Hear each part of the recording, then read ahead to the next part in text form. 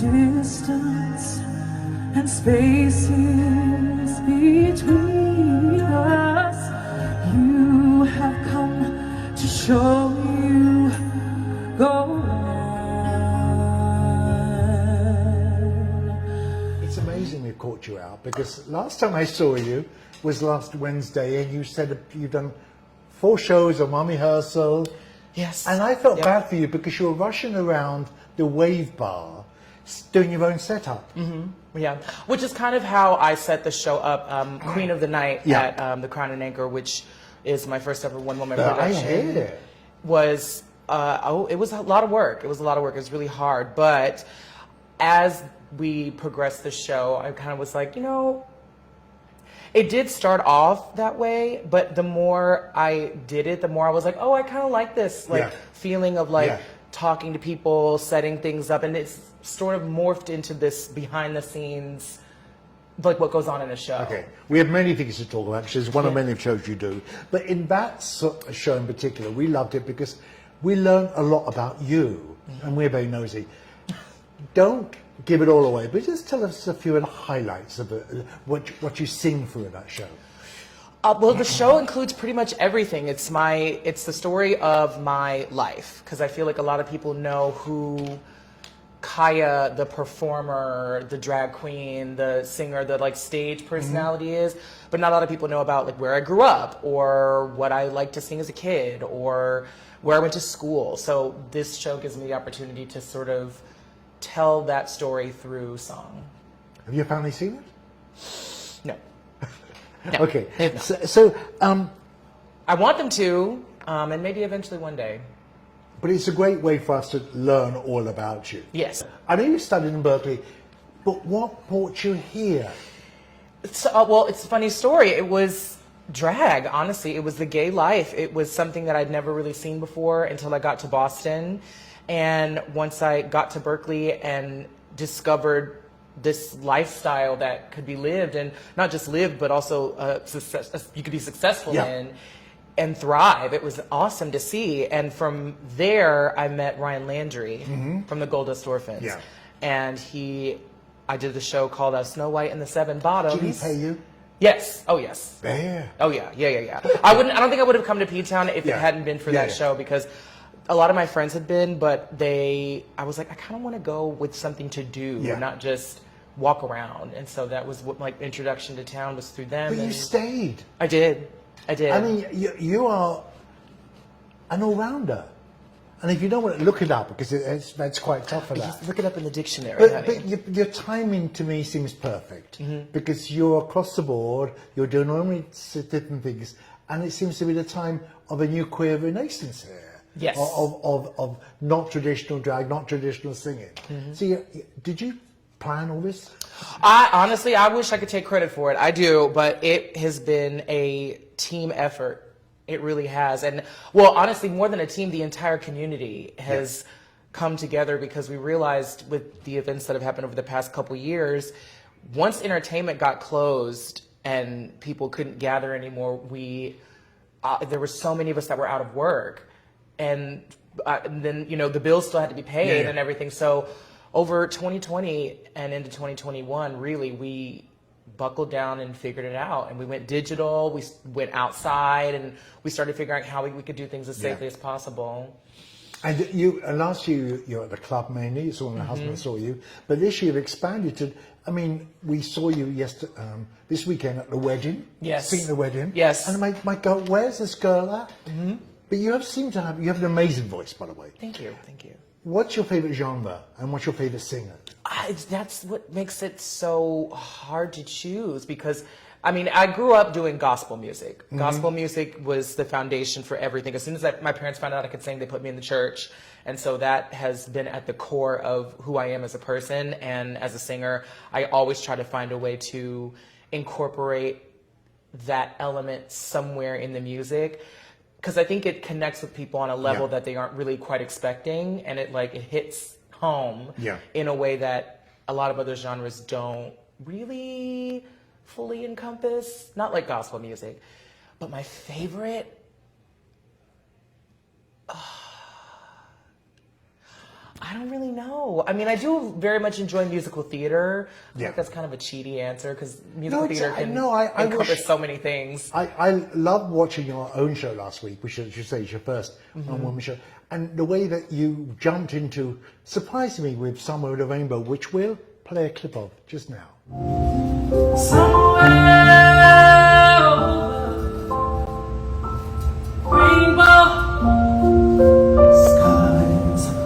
Are blue and the dreams that you dare to dream really do come true. Someday I'll wish upon a star and wake up where the clouds are far behind me.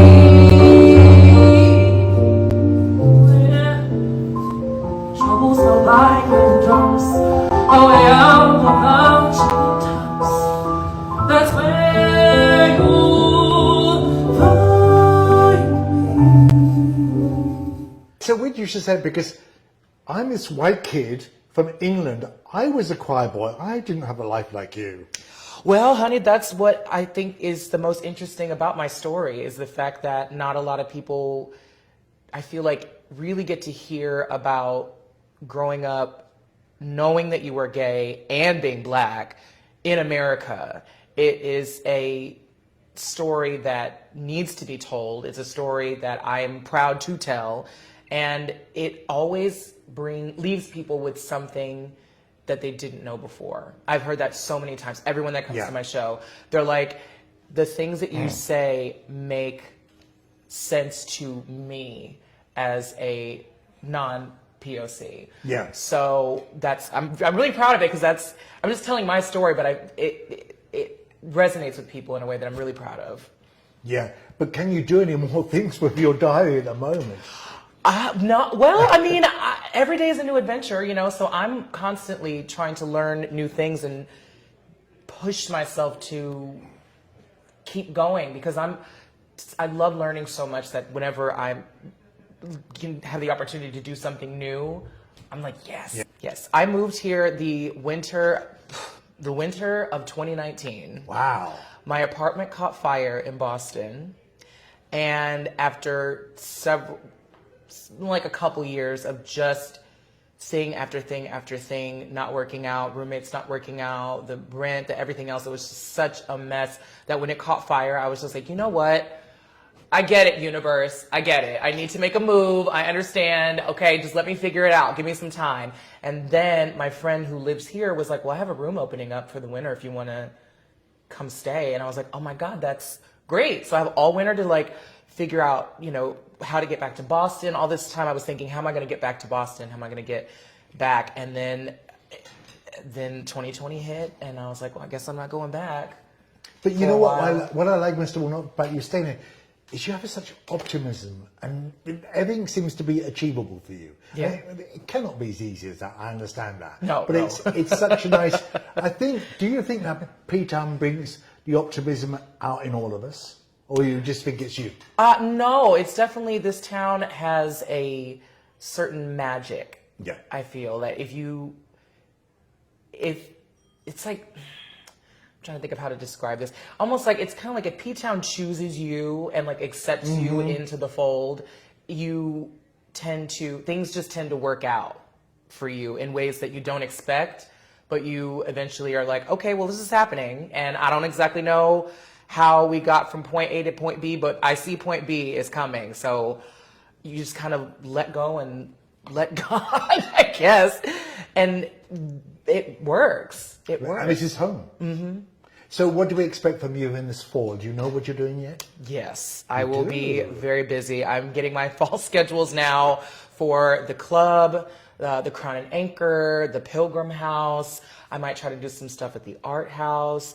Post Office Cabaret, I have a few shows coming up. So I just, you missed somewhere? Mm-hmm. You missed a venue? The Red Room. Oh, yes, you have. Yeah, I was going to say, it was one of those situations where the moment all of us realized that we could do shows at other places. It's such a great year. Everywhere. We will put all her details on this after that. But for the people who don't make it here, where can they see you? Online? Have you recorded anything yet? Yes. So I'm working on a reel right now of sort of a compilation of everything that I've done over the past 10 years in Provincetown, from the time that I got here to It's been 10 now. years? Yes, this is my Wow. 10th season.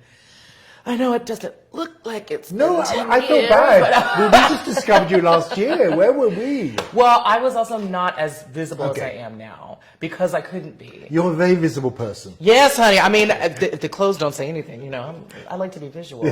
And that's part of my, I was going to say shtick, but it's not a shtick, it's who I am. So people are too lazy to make it to this magic kingdom of ours. Where can they find you and see you? Well, I have all my social media, Facebook, Instagram, Snapchat, Twitter, Grindr, Jacked, Scruff, Black People Meet, Christian Mingle, eHarmony, J-Date, Sniffies, I think. I don't know that one. I don't know that one either, but I might get to know. No. That's where I normally Okay. post videos and things, and we are also trying to work on getting more digital content out over the winter so that people can know that Provincetown is still open. We still have things to do because a lot of people have developed this idea that PTown is only functioning during the summer, and then we all like shut down like robots for 6 months and then like wake back up again. But we don't.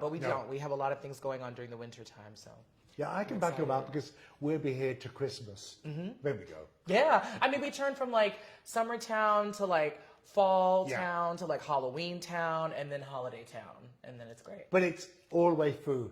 It's our town. And thank you for making it so special. It's been a joy to see you. And we're going to see you in other events. Even when they give you bad microphones, like the opening of the bar down here. I was like, well, we're going to make it work. So we're going to make it see work. you everywhere. But thank you for talking to us today. Thank you. I appreciate it, darling. I appreciate it. That I heard of once in a love